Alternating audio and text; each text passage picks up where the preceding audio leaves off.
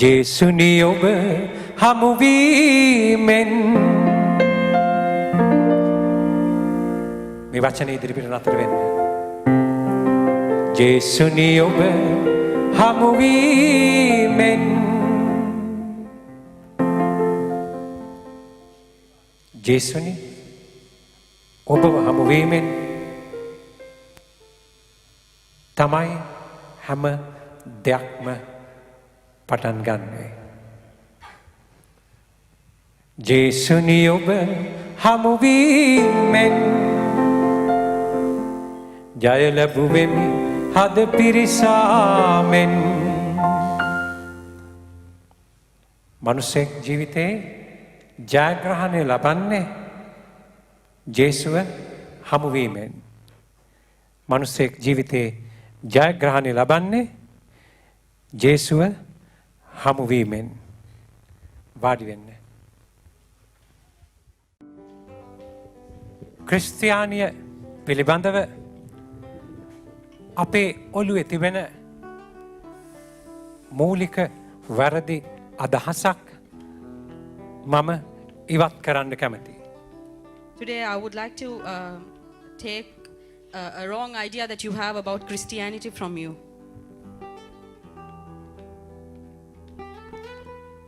අද දවසට සූදානම් වෙනකොට අද උදේ වරුවේ මට මම කතා කරන්න හදන දේ පිළිබඳව ලොකු ආලෝකයක් ලැබෙන දෙයක් අහන්න ලැබුණා. When I was preparing for the service today in the morning, I heard something that was a light to my preaching today. මේවා කතා කිරීම සමහරුන්ගේ සදාචාරයට නොගැලපෙන්න පුළුවන්. Some might not like me discussing this. බොහොම සරලව කිව්වොතින් වැඩිය අමාරු වෙන්නේ නැති වෙන්න තේරුම් ගන්න. කොස්ගම සිදුවෙච්චි ඒ සිදුවීම ඒ අවිගබඩාව පුපුරලා මිනිස්සු ගොඩක් දෙනෙක් අනාථ වුණා. ඒ අනාථ වෙච්ච මිනිස්සුන්ට ආධාර දෙන්න උදව් කරන්න යනකොට කොයි ආගමේද කියලා මට නම් කියන්න පුළුවන්. නමුත් මම ඔබට අඳුරක් වෙන හින්දා කියන්නේ ආගමික ආයතන වලින් වැඩ කරපු විදිය ගැන. There was a burst in a weapon storage in Kosgama. I won't mention the religion because it could bring a darkness to you because of that. But the way they reacted at this situation was not acceptable.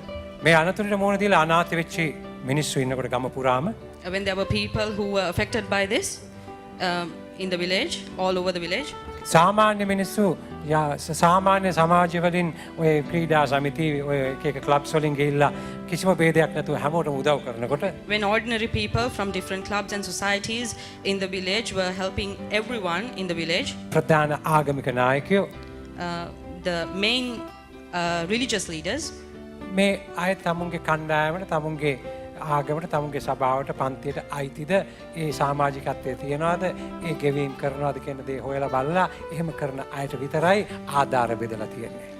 They were only assisting after checking whether they belong to their denomination, whether they belong to their team, their group. After figuring out that, only they help these people. මේක කරලා තියෙන්නේ කවුද කියලා මම පැහැදිලිව නොකියන්නේ බය නිසා නෙමෙයි. I'm not scared to say who did this. ඒක ඕගොල්ලන්ගේ ඔළුවට තව අනවශ්‍ය බරක් නිසා. I'm not saying it because it's an unwanted pressure for you. මම නිකන් අහනවා ලෝකේ මිනිස්සෙක් විනාශ වුණාම ජේසු ඇවිල්ලා ඩොකියුමන්ට්ස් ඉල්ලයිද කියලා. I'm just going to ask you if someone's destroyed, something happens to a person, will Jesus come and request the documents? කියන්න මට. Tell me. කොහෙන්ද ඕගොල්ලෝ අපේ සමාජිකත්වයේ ගත්ත කූපන් එක දෙන්නනේ ෆෝම් එක දෙන්න. Show me the coupon that with your membership. ඔව් එහෙම වුණාම ඔව් එහෙම තියෙන අයට ආධාර දෙනවා. Will Jesus give only for those people? මුන්ට ආධාර බෙදන්න ඉඩ දිය යුතුද කියලා පළවෙනිම ප්‍රශ්නයක් තියෙනවා. I need to think whether these people should be given the authority to give things to the people. මිනිස්සු ආගම් වලට වෛර කරන එක ගැන අහන්න දෙයක් නෑ මේවා දැක්කහම. No wonder people hate religions after seeing this.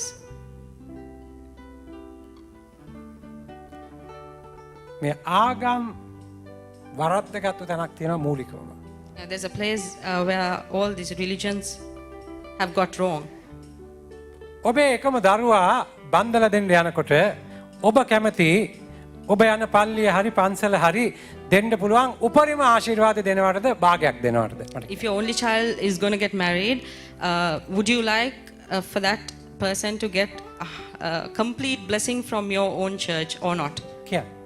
Tell me. Full the half the. Full or half? කියන්න. මම එකක් අපිට පැහැදිලිව කියන්නම්. සාමාන්‍යයෙන් මම ස්වාමීනාථගේ වචනේ කතා කරන්න පටන් ගන්න තැන්වල අන්තිම වෙනකොට සෙනඟ 10 දෙනෙක් ඉතුරු වුණා කියලා මට කිසි ප්‍රශ්නයක් නැහැ. Wherever I'm preaching, I don't care even if it's only 10 people left at the end of the service. මොකද මම චර්ච් එකක් හදන්න ආපු මිනිහෙක් නෙමෙයි. Because I'm not here to build a church. ජේසු ආවෙත් නැහැ චර්ච් එකක් හදන්න. Even Jesus didn't come to build a church. දැන් මේ ඔක්කොම ඇවිල්ලා චර්චස් හදන්න යනවා. Everyone's trying to build churches. එතන ඉඳලා තමයි දෙවියන්ගේ රාජ්‍ය විනාශ වෙලා තියෙන්නේ. That's where the kingdom of God is destroyed. දෙවියන් වහන්සේ පල්ලි හදන්න නෙමෙයි ආවේ. God didn't come to build churches. දෙවියන් වහන්සේ ආගමික සංස්ථා ගොඩනගන්න නෙමෙයි ආවේ. God didn't come to build religious denominations. උන් වහන්සේ දුක් විඳින මිනිස්සුන්ට ස්වර්ගීය ප්‍රීතිය දෙන්න ආවේ. But instead he came to give happiness to the sad people. ඒ නිසා ගෙදරට බෝම්බයක් වැදිලා අනාථ වෙලා ඉන්නකොට උන්වහන්සේ ඇවිල්ලා පවුල් පොත ඉල්ලුවේ නැහැ. Therefore, when someone's affected by a bomb, Jesus didn't come and ask for the family book. එහෙම කරයිද මට ඔබ කියන්න? Tell me, will Jesus do that? Will Jesus do that? එහෙම කරයිද? එහෙම කරන්නේ නැහැ. ඕගොල්ලෝ බය නැතුව ඒක කියන්න පටන් ගත්තොත් එහෙම කරන අය නිසා ජේසු පිළිබඳ ඇතිවෙන වැරදි ආකල්ප අපිට නැති කරන්න පුළුවන්. You shouldn't be afraid to say that Jesus is not like that, because if you speak up, then the people who raise their voices will not be able to do that. ඔබේ දරුවා බඳිනකොට ඔබ කැමතිද ඔබට පූජාව භාගයට දෙනවට මට කියන්න. If your child is going to get married, are you happy for her or him to get half of the blessings? Tell me. ඒක කියන්නේ half mass කියලා. It is said half mass. තේරෙනවද අපිට කියන දේ? අපිට කියන දේ තේරෙනවද? දැන් මෙහෙම කිව්වම මම කතෝලික පල්ලියට විරුද්ධව කතා කරනවා කියලා හෙට මඩ ගහන්න පුළුවන්. එහෙම තමයි කියන්නේ. මම කියප එක නෙමෙයි කියන්නේ. After saying this, tomorrow you might say that I'm talking against the Catholic Church. නෑ. මම ඔබෙන් අහනවා ඔබේ දරුවා බුද්ධ ආගමේ කෙනෙක් බඳිනකොට half child කියලා. I'm asking you, if your child is getting married to a Buddhist, is the child born to them is a half child? කියන්නේ. Tell me. ඔයදර මගේ දරුවා වෙන ආගමක කෙනෙක් බඳිනකොට මගේ දරුවාට බ්ලෙසිං එක 50% ලැබෙනවටද ඔබ කැමති 100% ලැබෙනවටද කැමති ඔබ? ඌ ඇවිල්ලා අපේ මේකෙක් බඳිනතු පිටේ එකෙක් බඳිනවා ඌට 200% දෙන්න ඕනේ බ්ලෙසිං එක මූට වැඩියනුත් එක්ක. half mass නෙමෙයි double mass දෙන්න ඕනේ. If your child is not getting married to one of your own, then you should be giving 200% of the blessing. So you should give not half mass, but instead double mass. මම නිකන් අහනවා. ඒ වගේ තැනකදී ජේසු කියයිද පුතේ උඹට බැරි වුණා කතෝලික සභාවේ කෙනෙක් හොයාගන්න ඒ නිසා මට 50% තමයි බ්ලෙස් කරන්න පුළුවන්. Do you think that Jesus would say if you get married to a non-Christian, will he say, I'm sorry child, I can give only 50% of the blessings? Will Jesus say මම that? කියන දේ නිකන් හිතන්න ගෙදර ගිහිල්ලා. Think of what I'm saying today. නිකන් මෝඩයෝ වගේ ඔහෙ ඉන්න එපා. Don't just wait like fools. ඔබේ දරුවා පිටරයක් ඉල්ලුවම ගෝනුස්සෙත් දෙනවද කියලා අහනවා බයිබලේ. The Bible is asking, if your child is asking for an egg, will the God give a scorpion? ඉතින් එච්චර කියන බයිබලේ මම වෙන ආගමක එක්ක බඳින්න යනවා කියලා 150ක් දෙනවද? When the Bible says all of that, will it give half of the blessings or 50% of the blessings when your child is getting married to a non-Christian? මාව මේ රටේ කිසිම කතෝලිකයෙක් ක්‍රිස්තියානි කාර්යය පිළිගන්නේ නැති තරමට මඩ ගහලා කොන් කරන්න ඉඩ තිබෙනවා. I might be cornered and I might not be recognized by any of the Christians. මං ඒ ගැන දැන් හිතන්නේ නැහැ. I'm not thinking about that. හේතුව ජේසු කුරුසයන ගහලා මැරිලා අරන් දීපු සුභාරංචිය මිනිස්සුන්ට දෙන්න විතරයි මට ඕනේ අද. Because my aim is only to introduce Jesus who died on the cross for us. මේ ජේසු පොලියට සල්ලි දෙන මිනිහෙක් නෙමෙයි. Jesus is not a tax collector. උන්වහන්සේ බිස්නස්මන් කෙනෙක් නෙමෙයි. Jesus is not a businessman. ජේසු කියන්නේ මිනිසුන් ගලව ගන්න ආපු කෙනෙක්. Jesus is a savior. ඔබේ ජීවිතේ ඔබේ දරුවගේ ප්‍රශ්නයක් තියෙනවා නම් ඌට 150ක් දීලා එළවන එකක් නෙමෙයි. Jesus is not a person who would give, if there's a problem with your child, to give 50% of the blessings. අගස්තුනි මුනිතුමාගේ අම්මා මොනිකා මුනිතුමිය සුද්ධවන්තයක් වුණේ පුතාට යාඥා කළා අවුරුදු 20 ගාණක්. St. Augustine's mom became a saint after praying for his son. අවුරුදු 20 ගාණක් යාඥා කරා කුපාඩිකම යන සල්ලාලකම යන ගම හැමතැන ළමයි හදන කොල්ල වෙනුවෙන් තමුන්ගේ. ජීවිතේ දුබලකම් එක්ක හිටපු තමුන්ගේ දරුවා වෙනුවෙන් අම්මා කෙනෙක් හැටියට මොනිකා මුනිතුමිය ඇඬුවා දෙවියන් වහන්සේ ළඟ. දෙවියන් වහන්සේ දුර්වලකම දුබලකමත් එක්ක තමුන් ළඟට එන මිනිසයාට පුදුම ආදරයක් දීපු කෙනෙක්. Jesus loved the weak people. කවමදාවත් වැරදිලා වැටෙන ළමයාට 150ක ආශිර්වාද දීපු කෙනෙක් නෙවෙයි. Never gave 50% of the blessings for a person who's falling. ඔබ ඒ ජේසුව දැනගත යුතුයි. You should know that Jesus. ඔබ නිවැරදිව ජේසුව දැනගත යුතුයි. You should correctly know about Jesus. පාපයට වැටලා හඬන මිනිස්සයව උන්වහන්සේ බදාගත්තා. Jesus hugged the sinners. උන්වහන්සේ කියනවා ඔබ පරක්කු නැහැ. Jesus is saying, you're not late. ඔබට අවුරුදු 1000ක් මට එක දවසක්. 1,000 years for you is just one day for me. ඔබ පරක්කු නැහැ. You're not late. ඔබ පරක්කු නැහැ. You're not late. අපිට දැන් පටන් ගන්න පුළුවන්. We can start now. ඔබේ දරුවට වරදින්න ඇති. Your child might have got it wrong. ඔබේ විවාහ ජීවිතේ වරදින්න ඇති. Your marriage life might have not succeeded. ඔබේ ළමා කාලය ඔබට වරදින්න ඇති. Your childhood might not have done any good for you. නමුත් ඔබ ප්‍රමාද නැහැ. But you're not late. ඔබ ප්‍රමාද නැහැ. But you're not late. ඊයේ පෙරේදා මට සිතාසියක් ලැබුණා. Day before yesterday, I got a warrant. යම් සිදුවීමක් මුල් කරගෙන උසාවියේ සාක්ෂි දීම සඳහා පෙනී සිටින්න කියලා. I was asked to appear on courts for a particular incident. මීට අවුරුදු ගානකට ඉස්සෙල්ලා ජීවිතේ යම් සිද්ධි ප්‍රශ්න කීපයක් මුල් කරගෙන මාව හමු වෙන්නට ආපු දෙන්නෙක්. It's regarding two people who came to meet me regarding some problems a few years back. මා ඉදිරිපිට ඔවුන් දෙදෙනාගේ බරපතල සිදුවීමක් සිදු වුණා. A huge incident happened between them at that time. ඒ පිළිබඳව එකම සාක්ෂිය මම. I was the only evidence about that incident. මේ සිද්ධියෙන් අවුරුදු 7කට පස්සේ මට උසාවියෙන් සිතාසියක් ලැබෙනවා මේ ගැන සාක්ෂි දරන්න උසාවියට එන්නයි කියලා. After 7 years, I received a notification from courts asking to appear on courts. මේ සිද්ධියට අදාළ දෙන්නටම මං කතා කරුවා. I spoke to both parties who were involved with this. මම පැහැදිලිවම කිව්වා කිසිම කෙනෙකුට විරුද්ධව සාක්ෂි දෙන්න මම උසාවියට එන්නේ නැහැ. I clearly said that I will not be a witness on behalf of anyone.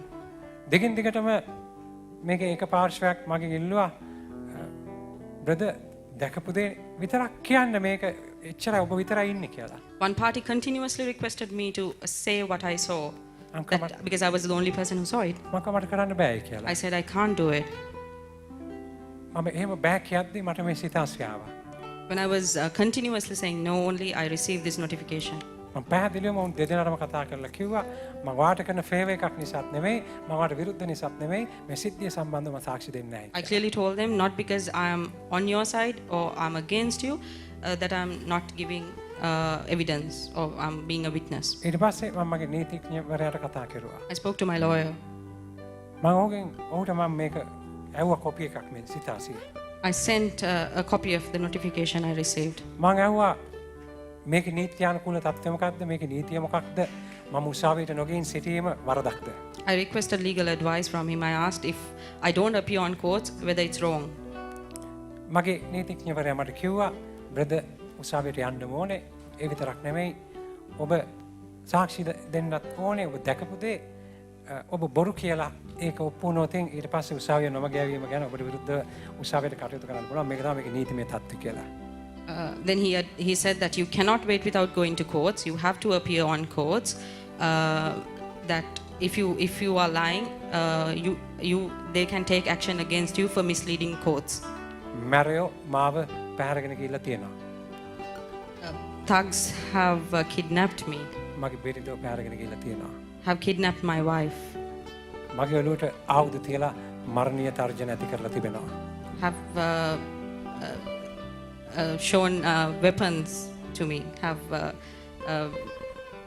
kept weapons on my head. Sorry. මගේ කිසිම කෙනෙකුට විරුද්ධව පොලිසිය ඇන්ට්‍රියක් දාලා නැහැ. I have never even gone for a complaint against them. මම පොලිසිය සහ උසාවියේ නීතියට වඩා දෙවියන් වහන්සේව විශ්වාස කරන කෙනෙක්. Because I believe on God than police or the law. ඒ වගේම මගේ බිරිඳව මට කිසි කරදරයක් නැතුව ආපහු ලැබුණා. I got my wife back without any harm. ඒ වගේම මගේ ඔළුවට ආයුධ තියලා මරණ තර්ජනය කළත් මම තවම ජීවත් වෙනවා. I'm still alive although there was a gun pointed at me. යාපනයට යද්දී යුද්ධේ දරුණු අවස්ථාවේ LTT එකේ තර්ජන මැද අපි දෙවියන් වහන්සේගේ ජීවමාන බලය අත්දැක LTT එකේ නීතියට වඩා.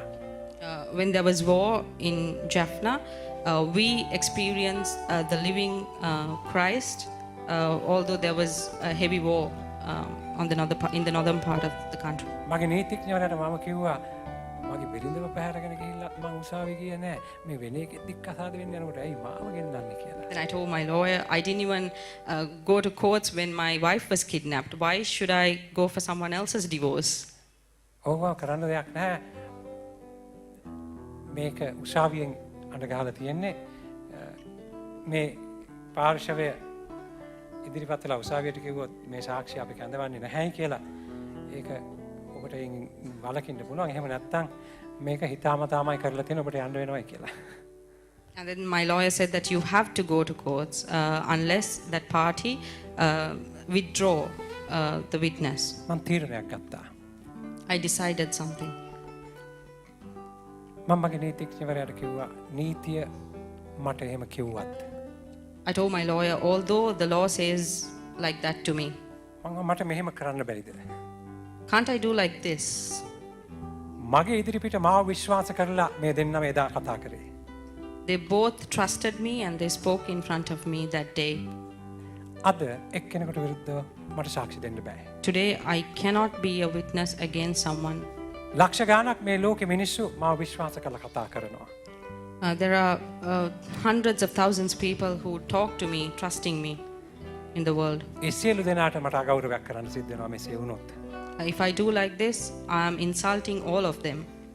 මම උසාවියට ඉදිරිපත් වෙලා මම දැනුම් දුන්නොත් අධිකරණයට මේ සම්බන්ධව මට කිසිම දෙයක් කතා කරන්නට බෑ කියලා මොකක්ද ඇති වෙන තත්ත්වය කියලා. I asked if I don't appear to courts, if I inform them that I cannot say anything about this, what happens? මේ පැයක විතර සාකච්ඡාවක් හිටියෙන් ඔබට කියන්නේ. This is about a discussion of 1 hour. I'm trying to. මොකද ඔයගොල්ලෝ දික්කසන් නඩුවක් අහන්න නෙමෙයි අද. That's because you didn't come to listen to a divorce case today. I'm summarizing everything. මට ඕනේ ඔබට සුබ ආරංචිය කියන්න. I only want to tell you the good news. මම දැඩි තීරණයක් ගත්තා මගේ නීතිඥතුමාට මම ඒක දැනුම් දුන්නා. I strongly decided something and I informed that to my lawyer. මම මේ බලාපොරොත්තු වෙන සාක්ෂි දෙන්නේ නැහැ. I will not become a witness for this. හැබැයි මම උසාවියට පැහැදිලිවම කියනවා මම ඒ සාක්ෂිය නොදෙන්නේ මේ නිසායි. But I will tell courts why I'm not becoming a witness for this. එතනදී මාව ඔවුන් අත්අඩංගුවට ගන්නවා නම් ඔවුන් මාව හිරේ දානවා නම් මට විරුද්ධව උසාවියට සත්‍ය වසන් කිරීම කියලා මොනවා හරි චෝදනාවක් කියනවා නම් මට ඒක ප්‍රශ්නයක් නැහැ. For anything, if they arrest, even if they arrest me, I don't care about it දෙවියන් වහන්සේව මම ඊට වඩා විශ්වාස කරනවා. because I believe in God more than that. මගේ ඉස්සරහා තමුගේ බිරිඳව මරපු අය දන ගහලා තියෙනවා. And there were people who killed their own wives and knelt in front of me. උසාවියෙන් නිදහස් වුණත් මගේ තාත්තව මැරුවේ මං කියලා මිනිස්සු මගේ ඉස්සරහා දන ගහලා තියෙනවා. Although they were released from the courts, people have confessed to me that they have killed their මේ රටේ සිදුවෙච්ච බොහෝ විනාශයන්ට dad. Sorry. මේ රටේ විනාශයන් බොහොමයකට වගකීතු පුද්ගලයෝ ජීවිත වෙනස් කරගෙන මගේ ළඟ සාක්ෂි දාලා තිබෙනවා. People have repented and people have confessed about a lot of things. The people who destroyed the country. ස්වාමීන් වහන්සේ මේ සියලු ජීවිත ගලවන්න මිසක් විනාශ කරන්න මාව කැඳවලා නැහැ. God has not called me to destroy these lives, but instead save these lives. ඒ හේතුව නිසා විවිධ නින්දා අපහාස මඩ ප්‍රචාර මට විඳින්න සිදු වෙලා තිබෙනවා. Therefore, I have had to face a lot of insults, condemnation due to this. මේ සාක්ෂිය දීම සඳහා මට කරපු බලපෑමේ පළවෙනි පියවර උනේ මේ සිදුවීම උනේ පාන්දර දෙකට ඔබ මෙතන මොනවද කළේ කියලා ඒ නීතිඥවරයා ප්‍රශ්න කරා. ඒක බ්‍රදර්ට ලොකු ලැජ්ජාවක් වෙන විදිහටයි ඇහුවේ. බ්‍රදර් ඇවිල්ලා මේක ඇත්ත කතා කරන්න නැත්තම් මෙහෙමයි කියලා මට කිව්වා. This party, the pressure I got was that this party was pressurizing me, saying that when this incident happened at 2 a.m., so the other party's lawyer was questioning me, asking what was brother doing at 2 a.m. So that's an insult for you. මම කොහමද ඒකට කිසි ප්‍රශ්නයක් නැහැ. Then I said that's not a problem to me. මම කියන ඔබේ සේවාදායකයා තමයි දෙකට වෙච්ච දේ හොඳටම දන්නේ කියලා. I would say that your client only knows what happened at 2 a.m. ඒ නිසා ඔයාගේ සේවාදායකයාගෙන් දැනගන්න පුළුවන් දෙකට වෙච්ච දේවල් ටික කියලා. Therefore, you can ask your client what happened at 2 a.m. ඒ හැම උත්සාහයකින් පස්සේ තමයි මට සිතාසි වෙලා තිබුණේ. After all of that struggle, only I got the notification from මම court. දැන් මට උත්සාහයට යන්න දෙන්නේ 8 වෙනිදා. I have to go on the 8th. මම යන්නේ නැහැ. I'm not going. සමහරට ඔයගලන්ට ආරංචි වෙමවත් අරන් ගත්තා. Sometimes you might hear that I was arrested. මම කියන්නේ කලබල වෙන්න එපා. I'm telling you, don't think about it. මාව මරුවත් මාව හිරේ දැම්මත් මගේ ඉදිරිපිට මාව විශ්වාස කරලා තමගේ ජීවිතය බෙදාගත්ත කිසිම කෙනෙක්ගේ ජීවිතේ මම එලි කරන්නේ නැහැ.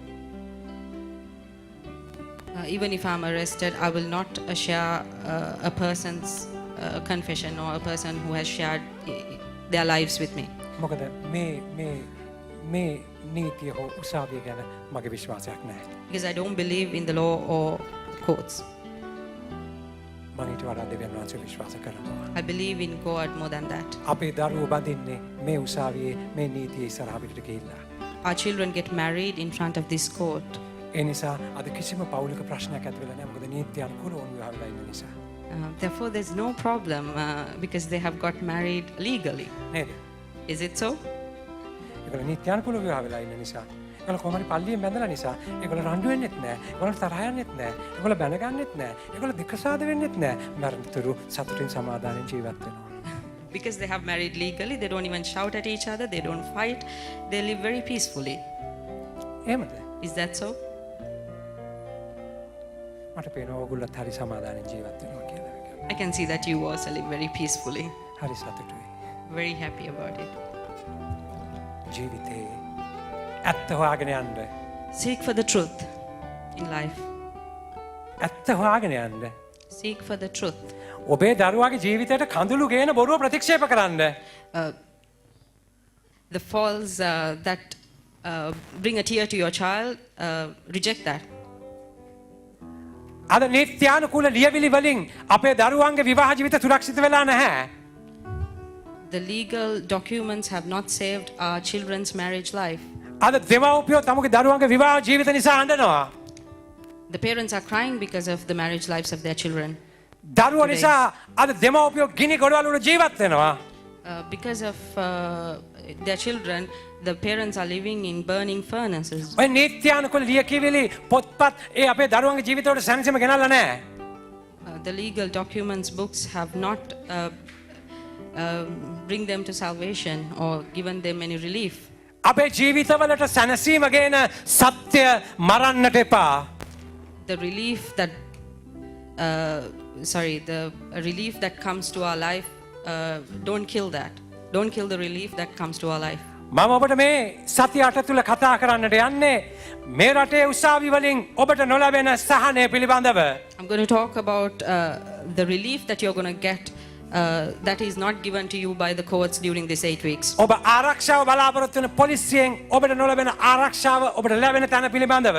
I'm going to talk about the security that you don't get from the police. I'm going to talk from where you are going to get that security from. මඩ ගහන නිසා ලැජ්ජ කරන නිසා නමක් ඇත වෙන නිසා මේ ඇත්ත මම මරන්නේ නැහැ. I'm not killing this truth because I'm being insulted.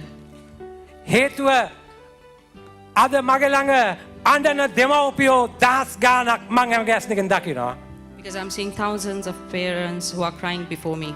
ඒ විතරක් නෙමෙයි ජීවිතේ තමුන් ගත්තු ඉක්මන් තීරණත් එක්ක ඊළඟ මොහොතට මූණ දෙන්න බැරුව කඩා වැටෙන විනාශ වෙන දරුවෝ ගොඩක් මාව හමු වෙනවා.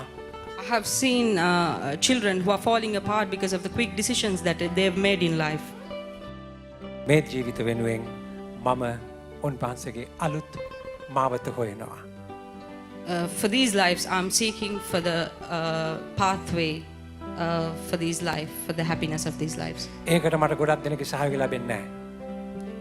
I might not get help from a lot of people for this. හේතුව මේ සත්‍ය පිළිගන්න මිනිස්සු බයයි. Because most of the people are scared to accept this truth. නමුත්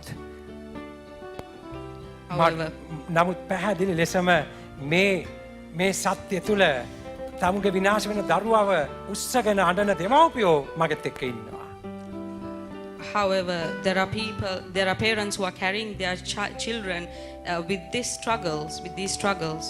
මගේ ජීවිතේ ඊළඟ මොහොතේ මූණ දෙන්න බෑ කියලා විනාශ වුණු ජීවිත මගෙත් එක්ක ඉන්නවා. The people who are saying that I cannot face tomorrow because of these problems are with me here today. ඒ නිසා ශක්තිමත් මිනිස්සු අත්හැරලා ගියා කියලා මට ප්‍රශ්නයක් නැහැ. Therefore, I don't care even if the strong people leave me.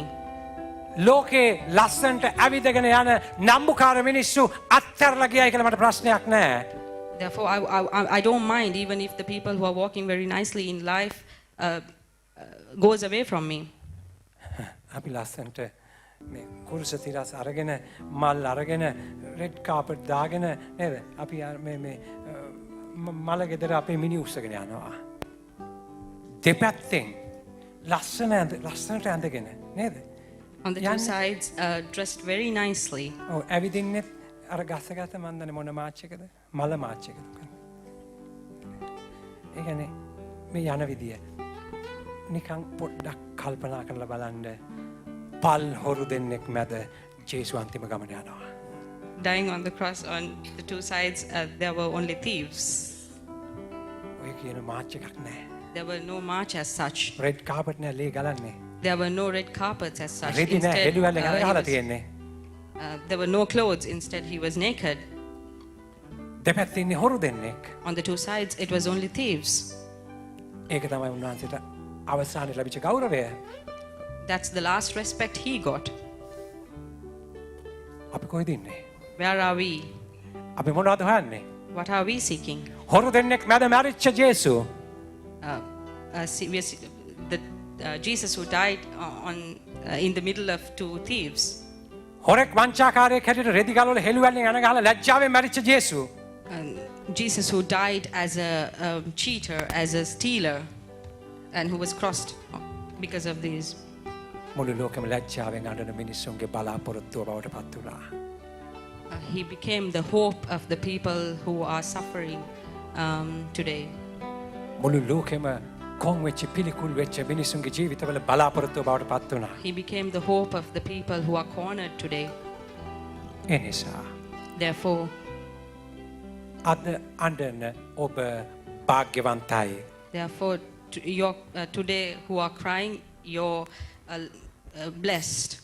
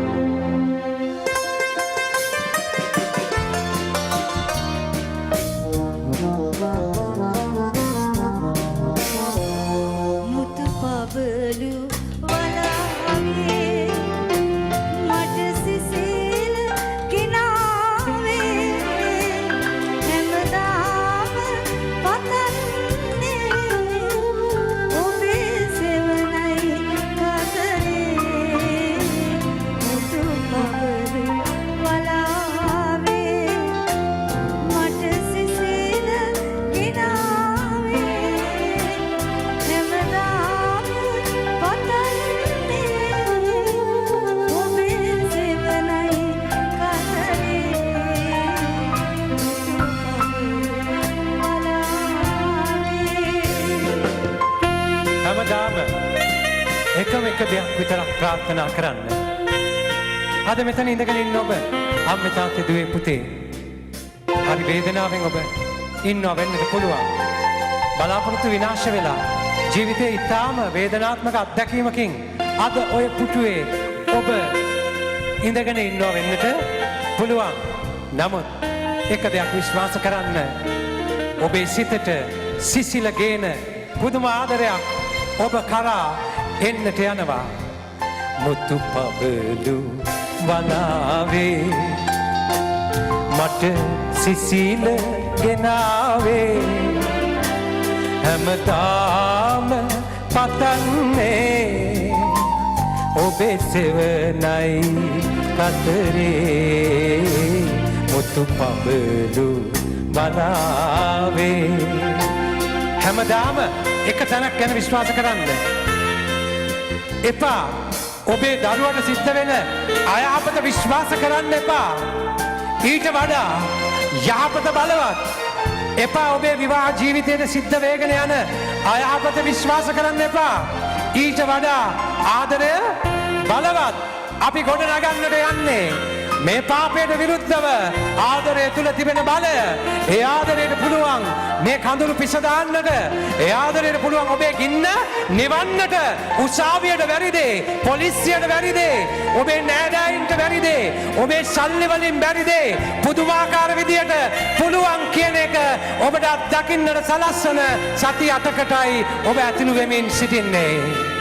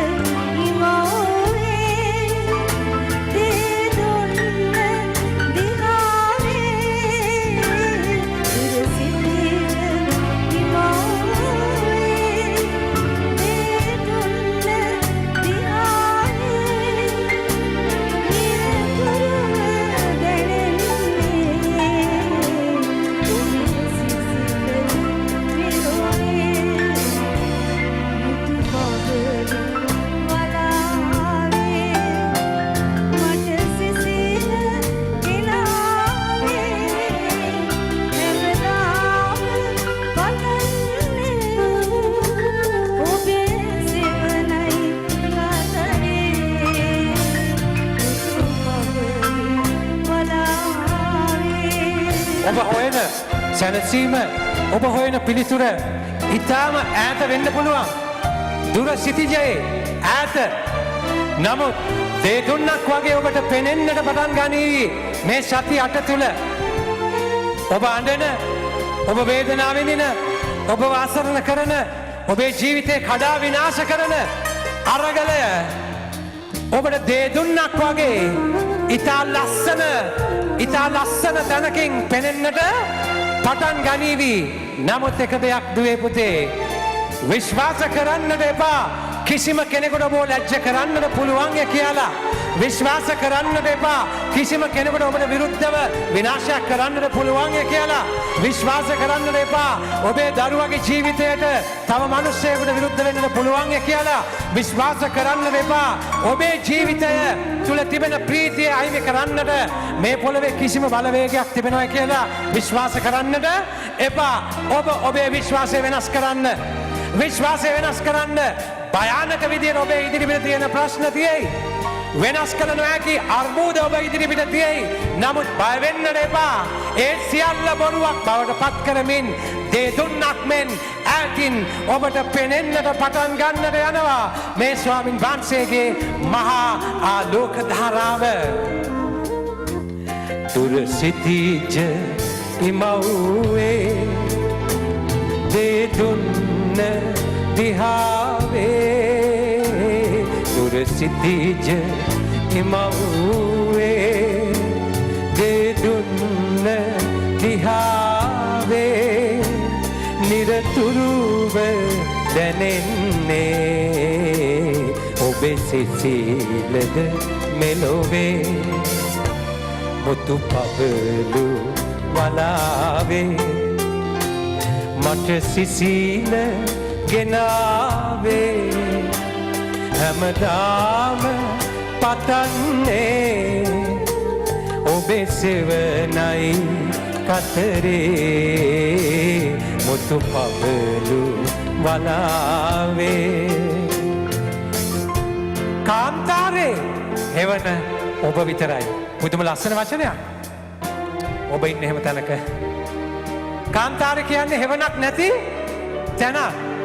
හැමදාම පතන්නේ ඔබේ හෙවනයි කතරේ මුතු පබලු වලාවේ. මේ පුදුම දේ විශ්වාස කරනවද ඔබ? කාන්තාරක ඔබ ඉන්නේ. ඒ කියන්නේ ගහක් කොලක් නෑ, හෙවනක් නෑ.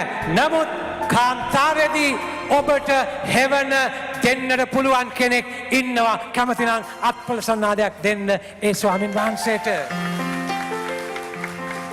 රන් කුරුළු විමානේ දිය බුබුලු ජලාසේ රන් කුරුළු විමානේ දිය බුබුලු ජලාසේ නිරතුරුව දැනෙන්නේ ඔබේ සිසිලද මෙලෙසේ මුතු පබලු වලාවේ මට සිසිල ගෙනාවේ හැමදාම පතන්නේ ඔබේ හෙවනයි කතරේ මුතු පබලු වලාවේ. පුදුම සුභාරංචියක්. දැන් අපි පුරුදු වෙන්නට ඕනේ සුභාරංචිය විශ්වාස කරන්න. සුභාරංචිය විශ්වාස කරන්නට පුරුදු වෙන්න ඕනේ.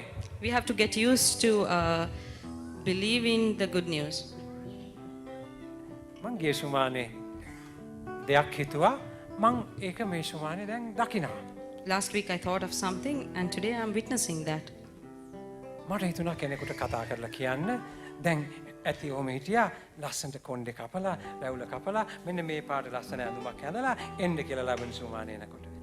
I felt like telling someone to cut his hair and beard and come nicely next week. නිරතුරුව දැනෙන්නේ ඔබේ සිසිලද මෙලෙසේ. දැන් අපි එක දෙයක් පටන් ගන්න තියෙනවා. There's something for us to begin. සිදු වෙන්නට පෙර විශ්වාස කිරීම. Believe before it happens. සිදු වෙන්නට පෙර විශ්වාස කිරීම. Believe before it happens. අද දවසේ ඔබ කැඳවනවා ස්වාමින් වහන්සේ. God is calling you for that today. සිදු වෙන්නට පෙර විශ්වාස කරන්න. Believe before it happens. දෙවියන් වහන්සේත් එක්ක ජීවත් වෙන මිනිස්සේ සිදු වෙන දේ වසර ගණනකට කලින් දකිනවා. Person who's living with God sees today before years ago. දෙවියන් වහන්සේත් එක්ක ඉන්න ගොඩක් මිනිස්සුත් එහෙම ආයත hina වෙනවා. A lot of people laugh at the people who are with God. ඒ මොකද දෙවියන් වහන්සේ කරන දේ අවුරුදු ගානකට කලින් දැක්කම අනිත් අයට ඒක නිකන් විහිළුවක් බවට පත් වෙනවා. Because they foresee thousands of years, so it's a joke for the others.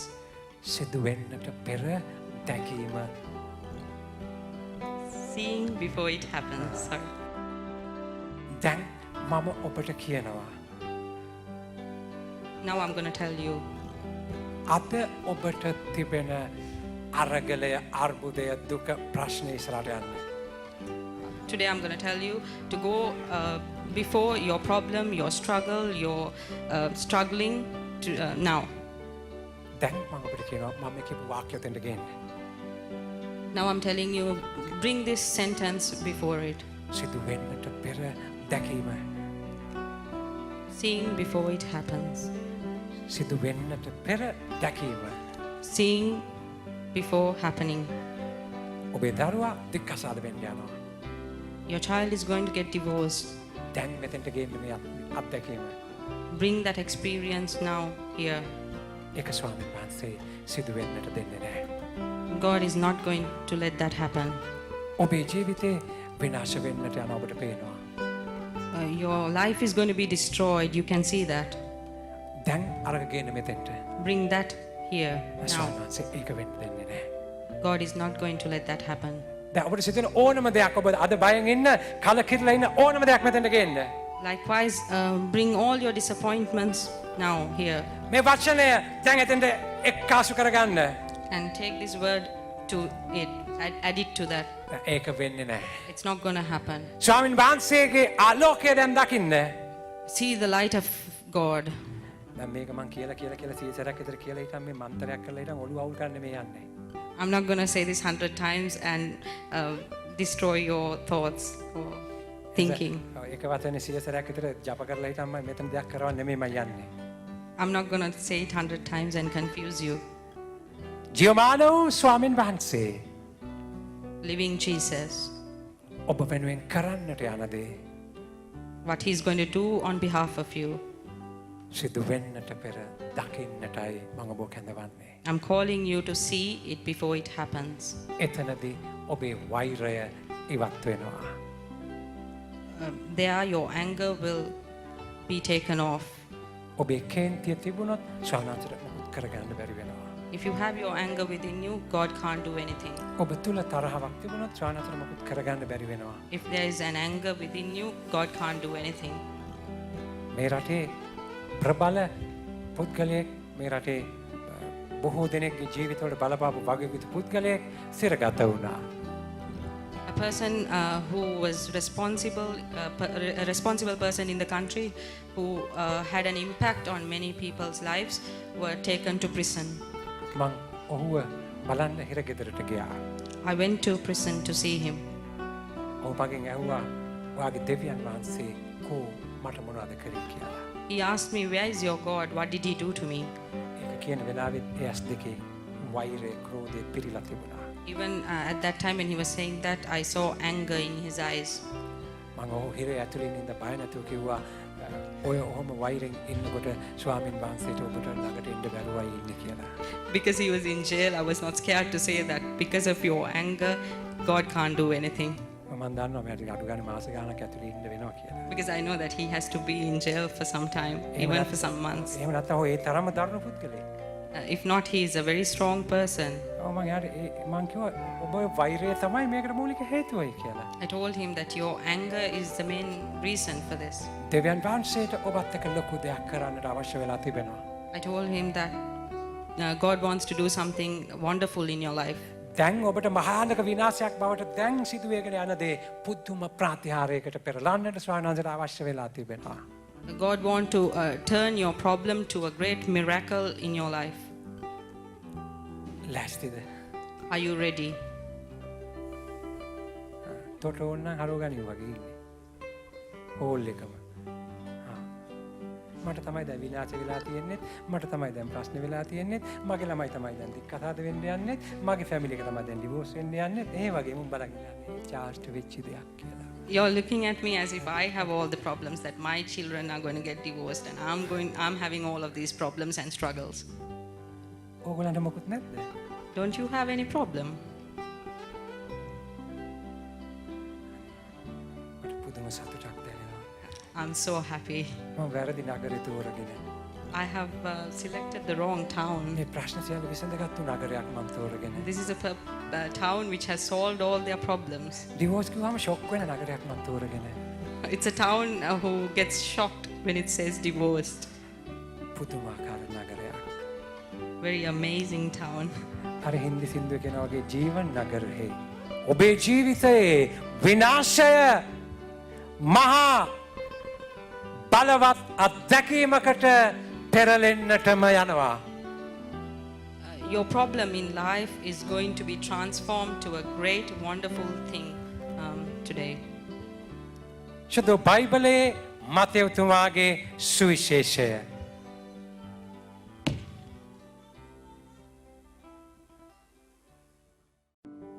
13 වෙනි පරිච්ඡේදය 44 සිට ඉදිරියට. Gospel of St. Matthew's, chapter 13, verse 14 onwards. Sorry, verse 44 onwards. ස්වර්ග රාජ්‍ය කෙතක සංගවා තිබුණු නිදානයකට සමානයි. The kingdom of heaven is like treasure hidden in a field. එක්තරා මිනිසෙකුට එය සම්භව විය. when a man found it, ඔහුත් ඒ සංගවා තබා මහත් ප්‍රීතියෙන් ගොස් තමා සන්තක සියල්ල විකුණා ඒ කෙත මිලදී ගත්තේය. he hid it again and then in his joy went and sold all he had and bought that field. ස්වර්ග රාජ්‍ය කොයි වගේද? What is it like? කෙතක හංගලා තිබිච්ච නිදානයක් වගේ.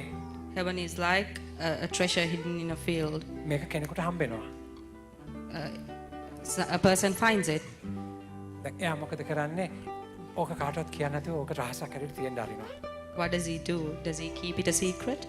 ඊට පස්සේ එයා ගිහිල්ලා ඔය කෙත ඒ කියන්නේ ඊටම මිලදී ගන්න ඕන කරන සල්ලි හොයනවා.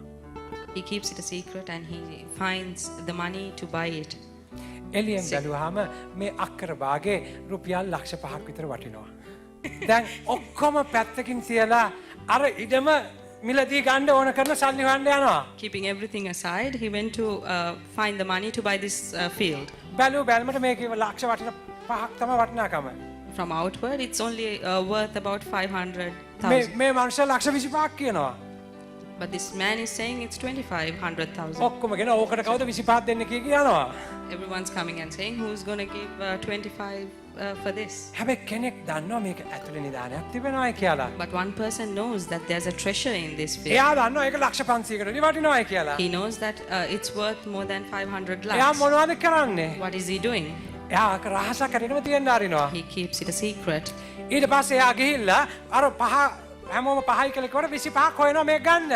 Although everyone keeps saying it's 5, he goes and finds 25. ඔක්කොම කියනවා මෝඩයෙක්. ඔයා ඕකට ලක්ෂ 20ක් වැඩියෙන් ගෙවන්න යනවා කියලා. Everyone's saying you're a fool, you're paying extra 20. ඒත් එයා මොකුත් කියන්නේ Even that, he's not saying anything. නැහැ. මෝඩයෙක් වගේම සල්ලි හොයනවා. He keeps himself as a fool and continue to find money. ඇයි ඒ හොයන්නේ? Why is he finding? එයා දන්නවා මං ගන්න යන්නේ ඊටමේ තියෙන නිදානය.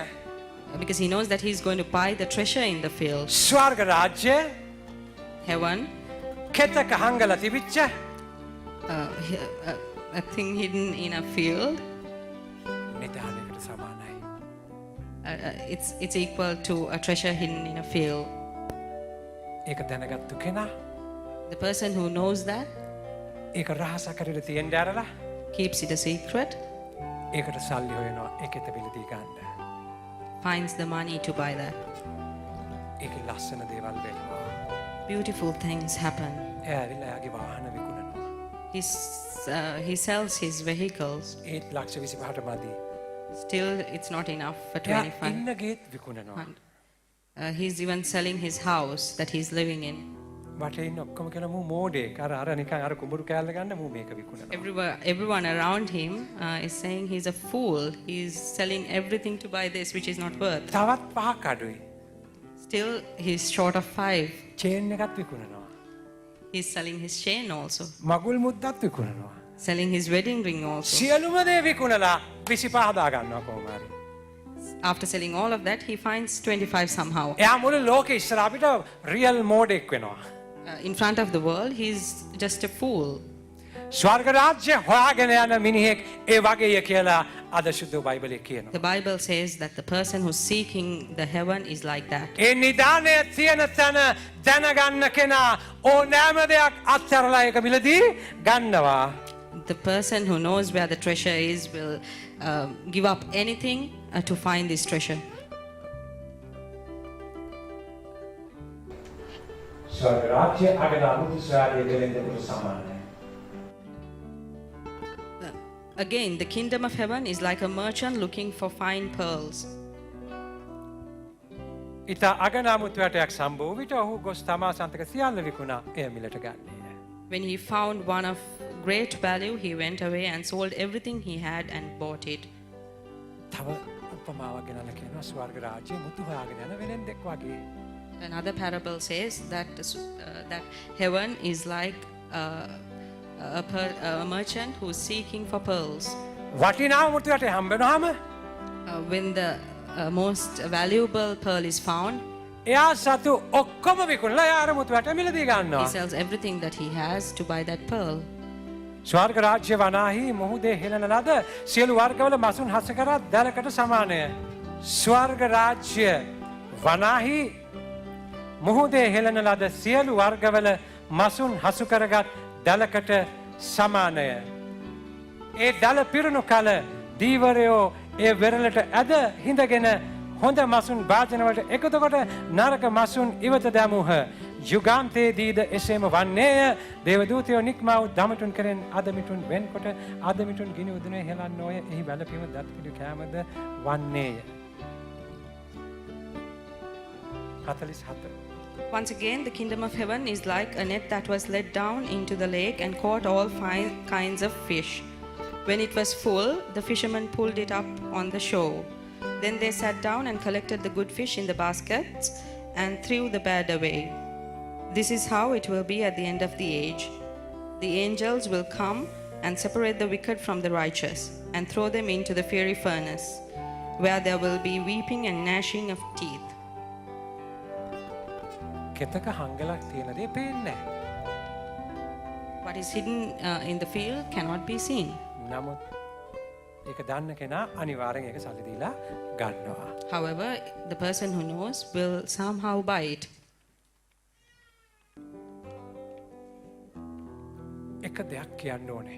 I want to tell you one thing. ස්වර්ග රාජ්‍ය හම්බුනොත් If you find heaven, ඕන දෙයක් මිනිස්සු අත්හරිනවා. people will give up anything in life. ඕන දෙයක්. Anything. වෙන මොකුත් ඕනේ නැහැ. No need of anything. දැන් මම ඔබෙන් අහනවා ඔබට ස්වර්ග රාජ්‍ය හම්බෙලාද කියලා. I'm going to ask you, have you found the heaven? කියන්න. Tell me. ස්වර්ග රාජ්‍ය හම්බුනොත් ඕන දෙයක් ඔබ අත්හරිනවා. If you find heaven, you will give up anything in life. ඔබට ස්වර්ග රාජ්‍ය හම්බෙලාද කියලා කියන්න. Have you found the heaven?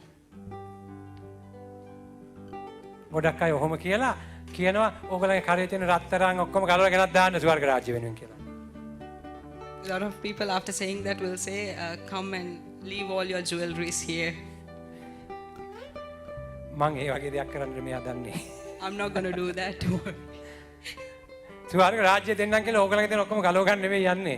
I'm not going to take away everything from you saying that you found මොකද heaven. ඔයගොල්ලෝ මන් දිහා බලන් ඉන්නේ ඒ වගේ. Because you're looking at me like that.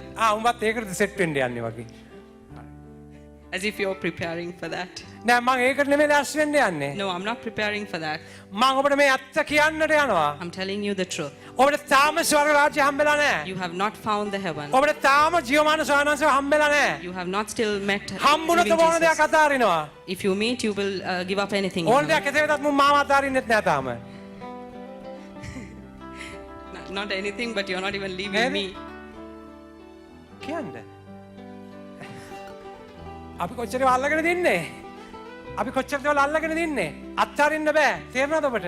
How many things we are grabbing? How many things we are trying to keep? අත්හරින්න බැරුව ඉන්නවා. We cannot give up. අත්හරින්න බැරි කාටද?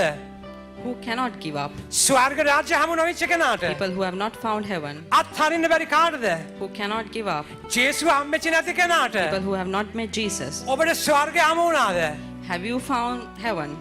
ඔබට ජේසුව හම්බ වුණාද? Have you found Jesus? මේ සතිය පුරා ඔය ප්‍රශ්නේ අහන්න. Ask this question continuously throughout this week. ඔබට ජේසුව හම්බ වුණා නම්, If you have found Jesus, ඔබට ස්වර්ග රාජ්‍ය හම්බ වුණා නම්, if you have found heaven, ඔබට කිසි දෙයක් අත්හරින්න බැරි වෙන්නේ නැහැ. then you won't have a problem giving up anything. ස්වර්ග රාජ්‍ය හමු වෙච්ච කෙනා, The person who has found the heaven, ජේසුව හමු වෙච්ච කෙනා, person who has found Jesus, ඒක ලබා ගන්න, to get that, ඒක අයිති කරගන්න to own that, ඕන දෙයක් අතාරිනවා. will leave anything, will ඔබ give up එතනද anything. ඉන්නේ? Are you in that position? මං ජීවිතේ දීලා හරියනවා මැරෙන්නවත් එක්ක. I will even give up my life to come with you, හැබැයි වැස්සේ නැත්තම්. only if it doesn't rain. නේ? Isn't it? ඒ වගේ පෙම්වතුන් තමයි අපිත් එක්ක ඉන්නේ. We have lovers like that. දෙන්නම එකට පයිමු කියලා ඌව පන්නනවා. We will both jump and only let that person jump. ස්වර්ග රාජ්‍ය හම්බෙච්ච කෙනා එහෙම නෙමෙයි. The person who found heaven is not like that. ඒක තරුණයෙක් ආව ජේසුස් ළඟට. One young man came to Jesus. මත් දස පනත ඉටු කරනවා. I'm following the 10 commandments. I'm Mang keeping hama- the 10 commandments. මං හැම දේම කරනවා. I'm doing everything. මං කිසි වරදක් කරන්නේ නැහැ. I'm not doing any sin. ස්වර්ග රාජ්‍යයට යන මම මොනවද කරන්න ඕනේ? What do I have to do to go to heaven? ඔබ සතු සියල්ල විකුණා දිනදුන්ට දෙන්න කිව්වා. Give everything to the poor. එයාට තාම විකුණන්න He දෙයක් says. හම්බෙලා නැහැ. He still hasn't found anyone එයා to හොයනවා විකුණන්න එක්කෙනෙක් තාම. He's still finding a person to sell these to. එහෙනම් තාම ජේසුව හම්බෙන්න යන්න බැරි වෙලා ඉන්නේ. Therefore, he can't go to meet Jesus. එයාට හොඳ බය කෙනෙක් හම්බෙලා නැහැ. He still hasn't found a ඕගොල්ලෝ good ප්‍රේ buyer. කරන්න. You have to pray for him. එයාට හොඳ බයර් කෙනෙක් හම්බෙන්න For කියලා. him to find the good buyer, ඕනේ. proper buyer. අපි ඒ වගේ. We are like that. ගිහිල්ලා ප්‍රේ කරන්නෙත් ඒකට. We are praying also for that. මේක හොඳ ගහනකට විකුණ ගන්න බ්ලෙස් කරන්න ස්වාමීනි. Please bless me to sell this for a good price. ඔව් මම ඒකෙන් ඔබ වහන්සේට 10%ක් දෙන්නම්. I will give 10% out of that. හැබැයි ඒකේ වටිනාකම ලක්ෂ 5 නම්. But if it's 500,000, ඒතර 50000ක් දෙන්න ඕනේ නේ 10% වුණාම. then if it's 10%, I have to give ඔබ වහන්සේ මේක මට 50,000. ලක්ෂ 6කට විකුණලා දුන්නොත් If you help me to sell it for 600,000, මම 50000ක් දෙනවා I will ස්වාමීනි. still give you 50,000. 50-50 deal. 50-50 deal. ඔව් ඒ කියන්නේ උන්වහන්සේට 50ක් හම්බෙනවා මටත් තව 50ක් වැඩියෙන් හම්බෙනවා.